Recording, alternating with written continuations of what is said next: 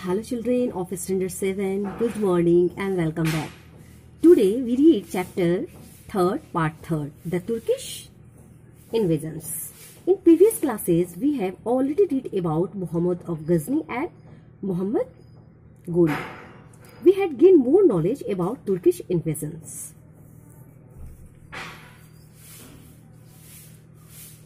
Chapter 3rd, the Turkish invasions, part 3rd.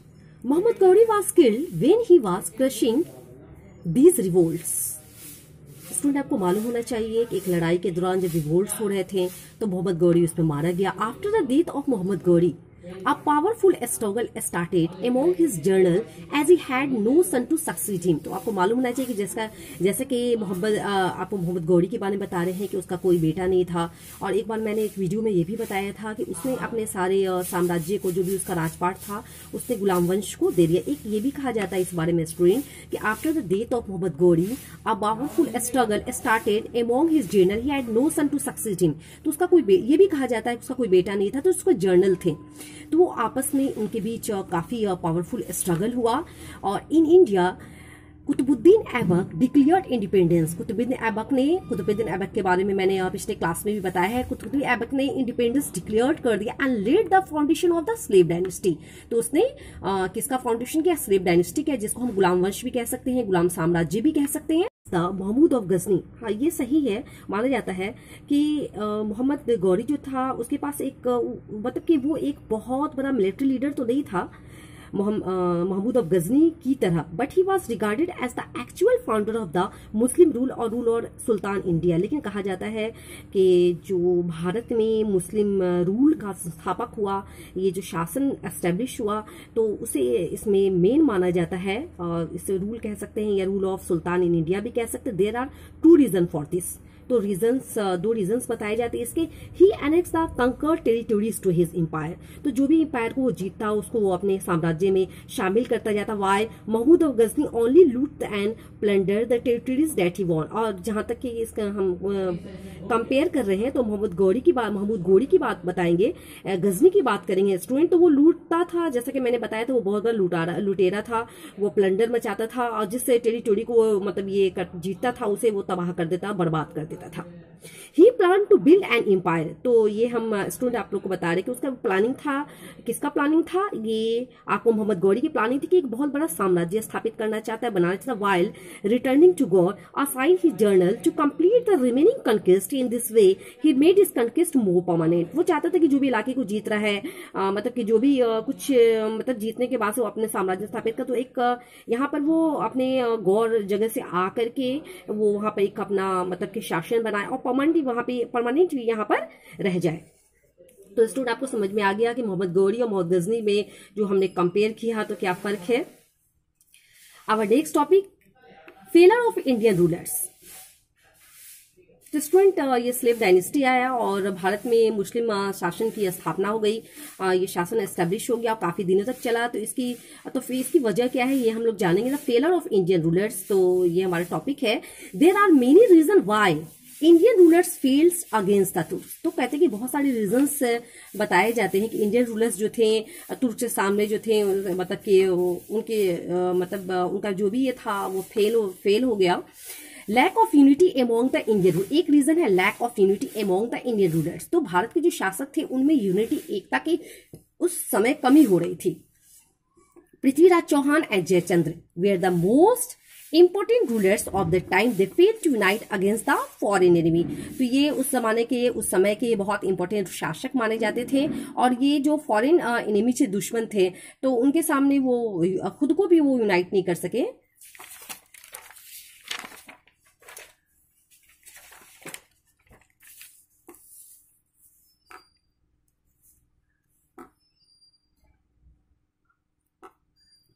अब next topic, weakness of the Indian society. जो हमारा भारतीय समाज था उस टाइम में कमजोर पड़ रहा था, कमजोर हो गया था because of Indian society was divided into different caste. ये मैंने स्टूडेंट कई जगह आप लोग को पढ़ाया कि जो हमारा भारतीय समाज था तो वो कितने कास्ट में डिवाइड था. There was hatred and the disrespect among the caste. तो आपको पता है कि आपस में ही कास्ट के बीच में ही उनके बीच ईर्ष्या की भावना होती थी, डिसरेस्पेक्ट होता था उनके बीच. This stopped people from uniting against a common cause. तो आपको मालूम होना चाहिए कि जो कॉमन काउज थे उसके अगेंस्ट लोग अपने को पीपुल फ्रॉम यूनाइटिंग अगेंस्ट खुद को, मतलब उनका जो यूनिटी था, उनकी जो एकता बीच उनके बीच बनी थी, ये मतलब कि वो कास्ट के डिवाइड होने की वजह से उनके बीच जो एक दूसरे के खिलाफ जो फीलिंग्स आने लगे, इसकी वजह से यूनिटी खत्म होने लगी। और जो भी खत्म हो, जो दूसरे देश के इन्वेडर जो आ रहे थे, इन्विजन्स होता, उनका हमला हो रहा था, इससे उनको बढ़ावा मिलता चला गया।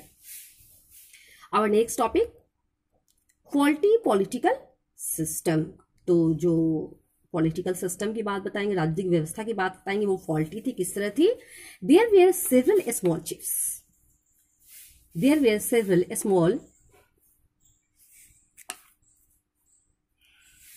Small chiefs, they mention armies for the king. तो आपको मालूम होना चाहिए बहुत सारे स्मॉल चिप्स थे जो कि मतलब कि मेंशनड आर्मीज फॉर द किंग, जो राजाओं के लिए आर्मी को वो मेंटेन करते थे। This type of military lacked coordination and proved less effective. इससे क्या होता था स्टूडेंट, आपको पता है कि जो मिलिट्री होती थी उनके बीच ना आपस में तालमेल नहीं था और ये लेस इफेक्टिव होते जा रहे थे। तो पॉलिटिकल सिस्टम भी बिल्कुल गड़बड़ा चुका था। मतलब कि स्मॉल जो चीफ थे वो राजाओं के लिए आर्मी को मेंटेन करते थे। This type of military lacked, इस तरह की जो मिलिट्रीज होती थी उनके बीच आपस में तालमेल नहीं होता, जो लेस इफेक्टिव, बिल्कुल इफेक्टिव होता था, लेस इफेक्टिव जो होता था। Inferior military art of Indian rulers, the Indian army ruled on slow moving elephants. जो भारतीय सैनिक थे, जो सैन्य ताकत थी या सैनिक थे, तो जो शासन करते थे तो उनके पास जो स्लो मूविंग एलिफेंट जो होते थे, तो बहुत, आप तो समझते हैं स्टूडेंट के एलिफेंट का अगर हम हॉर्सेस से कंपेयर कर दे तो ये बहुत स्लो मूव करते हैं। द तुर्क हैड फास्ट मूविंग हॉर्सेज, और जो तुर्क थे, जो तुर्किश थे, उनके पास जो हॉर्सेज होते थे काफी moving horse's, fast moving horse's होती थी, जिसके थ्रू बड़ी तेजी से लश्कर के साथ वो घुसते थे इंडिया में और प्लंडर तबाही मचाते थे।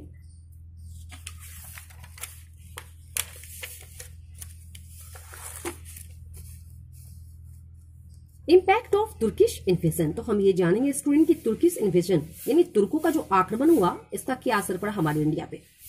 These invasion started the Muslim rule in India. जैसा कि मैंने पहले भी बताया है कि ये यहाँ से स्टार्ट होता है, भारत में मुसलमानों का शासन, मुस्लिम शासन एस्टेब्लिश होता है। The new ruling class followed the religion called Islam. जो न्यू रूलिंग क्लास थी उसने इस्लाम धर्म को फॉलो किया and propagate it the subsequent years. और आपको मालूम होना चाहिए कि आने जो आगामी वर्ष थे, आने वाले वर्ष थे, उसमें इसका प्रचार भी किया गया इस धर्म का। These invaders also about Islamic Arabic culture and custom. ये जो इन्वेडर्स थे, ये जो आक्रमणकारी थे, ये जो आए दूसरी जगह से और इंडिया में आकर रहे, तो इन्होंने एक कल्चर लाया जिसको हम इस्लामिक अरबिक कल्चर और कस्टम्स कह सकते हैं। Okay, the new culture and customs intermingled with the old tradition of India. तो जो नया कल्चर आया स्टूडेंट, जो नए रीति रिवाज आए, जो नई संस्कृति आई, तो वो जो ओल्ड ट्रेडिशन इंडिया में, तो उसमें जाकर को मिक्स हो गए। ठीक है, दोनों में आपस में वो मिक्स हो गए। दे गिव दिस, तो एक तरह का वो कंपोजिट कल्चर तैयार हुआ, मिलीजुली संस्कृति।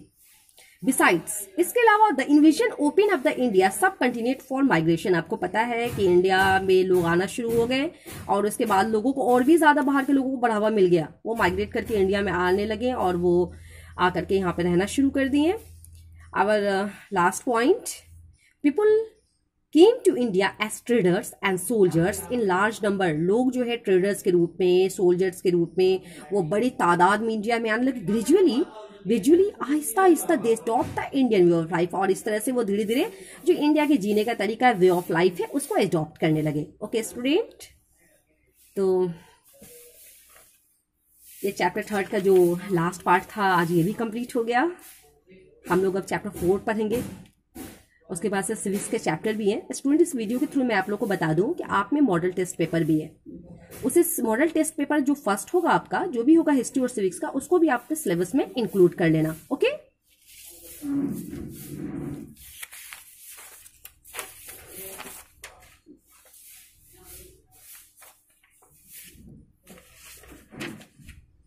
मैं जल्दी आप लोगों को क्वेश्चन आंसर का पीडीएफ भेज दूंगी। आपके बुक में क्विक रिवीजन है, बहुत सारे ऐसे कॉलम है आपके चैप्टर में, आपने बुक ले लिया होगा, आप देख भी रहे हैं, तो इसे आप बुक में सॉल्व कर लेना। जैसे कि मैंने बहुत को सॉल्व करके रखा है। Quick revision, fill in the blanks. Mahmud was the first Turkish invader. Number 2, Mahmud of Ghazni invaded India 17 times over a period of 26 years. In 1026 CE, Mahmud raid and loot the Somnath temple. आप समझ ही रहे होगे.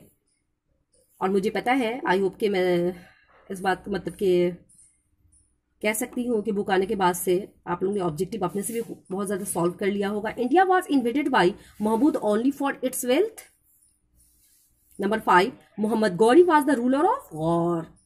Number 6, both Prithviraj Chauhan and Ghori desired to control Punjab and the Ganga Valley. Take the correct statements and cross the wrong ones. The bravest attack of the Mahmud was against Kannauj and Mathura. Take Mahmud of Ghazni patronized several scholars, artists and poets. Take Ghazni became a ruined city under Babur. Cross Mahmud Ghori made Gaur independent. Check. Mahmud defeated the Chandlas and occupied Delhi. Cross. Prithviraj Chauhan and Mahmud of Ghazni fought the Battle of Train. Student यहाँ गजनी नहीं गौड़ी होना चाहिए, तो ये cross होगा.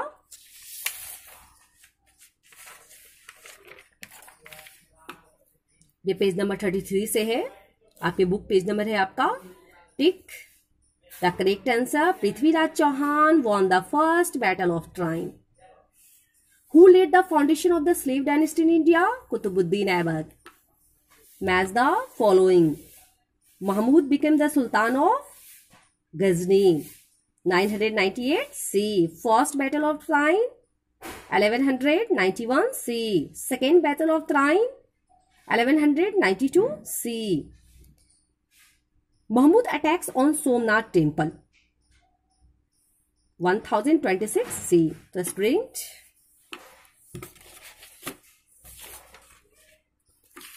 ये chapter आपका complete हो गया है. It's time for your homework. Do and learn all objective question of chapter 3. Okay. Today class is completed. We will meet in next class. Thank you.